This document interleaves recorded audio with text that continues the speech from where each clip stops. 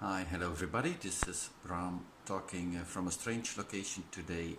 I'm actually in a train coupe on an event in the Netherlands.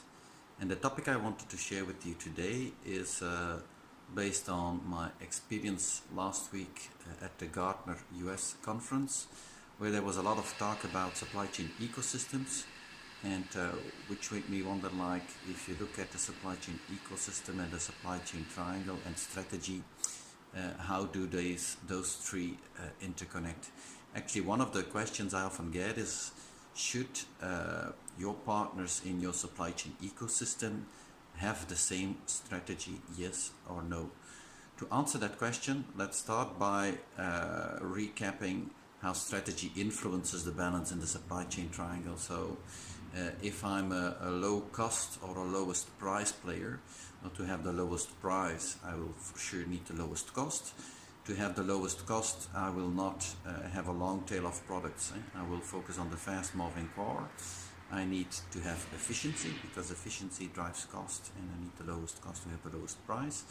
So in general, the business model of the lowest price player is that he will work with a minimal EBIT or a minimal margin as to guarantee that lowest price, but he will also compensate for that by having less complexity and as such employing less capital.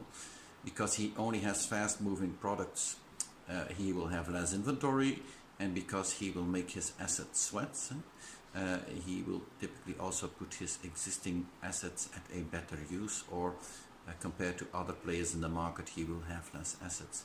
If I'm a product leader, so based on innovation and the newest and the highest specification product, then for sure my products will be more complex. They will also be more difficult to predict. So I will typically, because of the higher complexity, have a more complex supply chain and require more inventory. Because of the unpredictability, I will typically need more assets to cover, let us say, the upward peaks in the demand. So I will employ more capital, but the good news is that as a product leader, I can compensate for that by generating a higher EBIT or a higher margin. So that was how different strategies really lead to different trade-offs in that supply chain triangle. The question then is, if you look at the supply chain ecosystem, if I'm a product leader, should all of the people in my supply chain network be product leaders as well? The answer is it depends. If we start on the supplier side, it's clear that something like the Kraulik model tells us that we need to segment our suppliers. And basically we need to segment them on how important am I for the supplier and how important is the supplier for me. And for sure, if I'm a product leader, if I want to be the first in the market with the newest technology, some of my suppliers will be, let's say, the people delivering the newest and the highest specification technology. So some of my suppliers will be product leaders, but some of the other suppliers, if it's more commoditized inputs into my products, I will not necessarily, let us say, consider as an important supplier, because I have many alternatives. I will more, my focus will be more transactional, and I expect from that supplier to primarily give the lowest price. And so I expect his strategy rather to be one of operational excellence or the lowest price. So it's clear, based on the Kraulik model, that not necessarily all of my suppliers necessarily need to have the same strategy. Actually, I might require different types of suppliers to follow different types of strategies. Also, if I look at the customer side, if I'm a product leader, well, not all of my customers might necessarily be looking for the highest specification and the newest product. And even if they are not product leaders, I might want to keep some of these customers more from an opportunistic perspective, because in the end it's sales leads to margin, and this sales will be covering or might be covering some of my fixed costs. So also on that side, some of my customers may more in the end buy on price, and as long as it's convenient for me, I might be willing to sell to some customers based on price rather than based on functionality or specification. So it's too simple to say that in the supply chain ecosystem all of the partners need to exactly follow the same strategy. Yeah.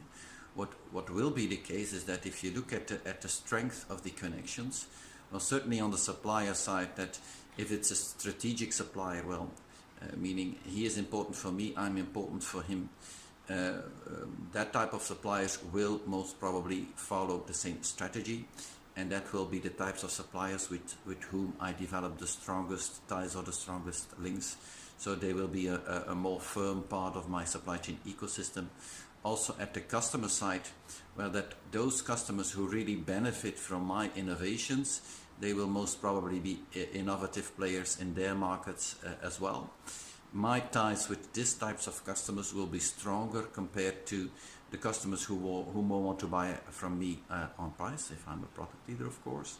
And I will treat them more opportunistically, and they will treat me as a supplier more opportunistically. So again, the stronger ties will be with those customers who follow the same strategy. So it means that do we really need the same strategy? The answer has some nuance. In the supply chain ecosystem, for sure I will have suppliers and I will have customers which have different strategies, and I will have, let's say, my key partners in my supply chain ecosystem are most probably partners who do follow the same strategy. And when you link it back to the triangle, well, the goal is, of course, if we come to collaboration, to not only, let's say, as a company, optimize our own supply chain triangle of service, cost and cash, but try to balance across the different companies, and so more come to a supply chain ecosystem triangle. But that's something on which we will follow up in the next blog. So this was from the Netherlands in a train coupe or a train wagon, and we will be back with more information on the triangle later on. Thank you.